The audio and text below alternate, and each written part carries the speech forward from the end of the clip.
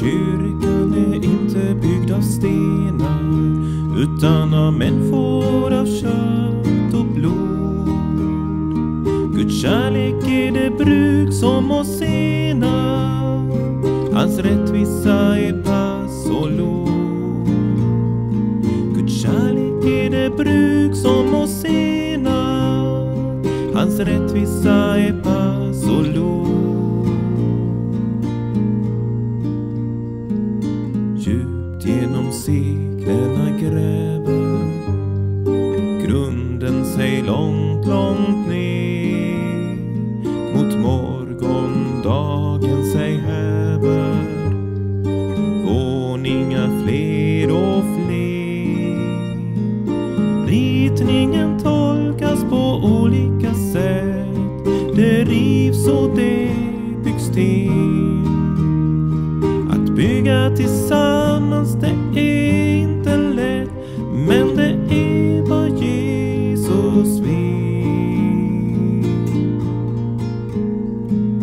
Kyrkan är inte byggd av stenar, utan av människor av kött och blod.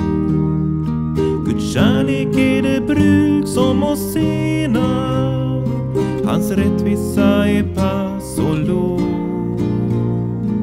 Kärlek är det bruk som oss enar, hans rättvisa är pass och lov. En byggnadsställning för att stötta och bättre kunna nå det utsatta, svaga och trötta. Omsorg vilar den på. Kyrkan är vår, den är vårat hem, och vi är kyrkans kropp. Lika viktiga varje lem, gemensamt är vårt hopp. Kyrkan är inte byggd av stenar, utan av människor av kött och blod.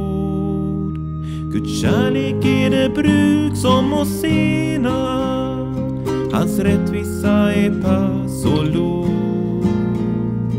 Guds kärlek är det bruk som oss enar, hans rättvisa är pass.